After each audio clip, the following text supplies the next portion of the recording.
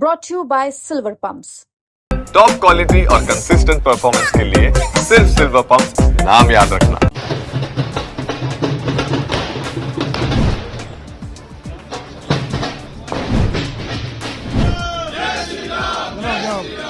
सिंह साहब क्या बताएंगे, दिल्ली में बम्पर जीत हुई है आपकी और आज माथा टेकने आप आए हैं। आदरणीय मोदी जी के नेतृत्व में जो जन कल्याण, गरीब उत्थान, किसान, महिला, युवा और हर वर्ग के लिए जो मोदी जी की लगातार योजनाएं चल रही थी, दिल्ली में वहां के लोग उन योजनाओं से वंचित थे। और दिल्ली में एक ऐसी आपदा सरकार जो ईमानदारी का नकाब पहन करके बैठी थी, परंतु भ्रष्टाचार उसकी रगों में था, हर रग में उसका भ्रष्टाचार था। दिल्ली के लोग पिछले 10 वर्षों से गंदा पानी पीने पर मजबूर थे। दिल्ली के लोग अपना अगर कोई बीमारी आ जाती थी, इलाज कराने के लिए मजबूर थे। दिल्ली के लोग जो इन्होंने कहा था कि हम अच्छे स्कूल देंगे, उस शिक्षा से वंचित थे। और आज दिल्ली के लोगों ने नरेंद्र मोदी जी की उन जन कल्याण नीतियों के ऊपर मोहर लगाई है, मोदी जी के कामों के ऊपर मोहर लगाई है और आपदा सरकार को बाहर किया है। अपनी कमियों को छुपाने के लिए केजरीवाल साहब अपनी कमियों के आरोप दूसरे के ऊपर लगाने में माहिर थे। और दोनों के दो, कांग्रेस और केजरीवाल, एक ही थैले के निकले व्यक्ति हैं। केजरीवाल का जो विचार है वो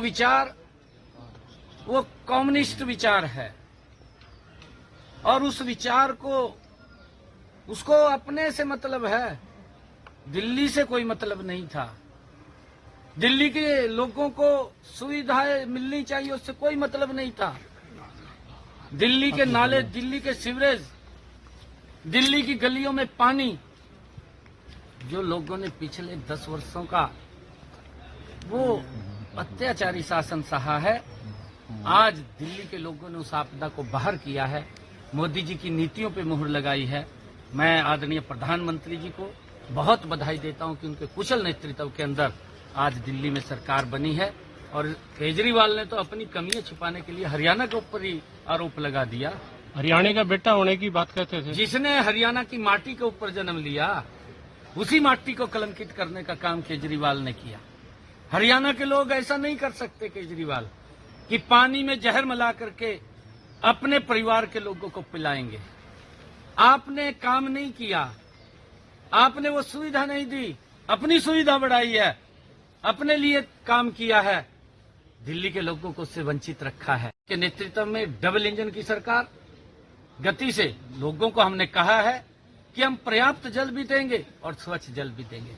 हरियाणा पहले ही स्वच्छ जल दे रहा था, दिल्ली के जल को भी स्वच्छ करके दिल्ली के लोगों तक पहुंचाने का काम हमारी सरकार। सर सीएम साहब, राम राज्य आया है दिल्ली के अंदर 27 साल बाद। कहीं ना कहीं अन्ना हजारे ने भी कह दिया शराब नीति की हार हुई है। देखिए, जो व्यक्ति सुविधाओं की बात करता था, जो व्यक्ति बच्चों को एजुकेशन देने की बात करता था, जो व्यक्ति युवाओं को डॉक्टर इंजीनियर बनाने की बात करता था, उसने नशे में धकेल दिया, आपके सामने है। और उसके अंदर भ्रष्टाचार किया, भ्रष्टाचार की सीमाएं लांघ दी। लोगों ने उस ईमानदारी के चेहरे को आज उतार दिया है।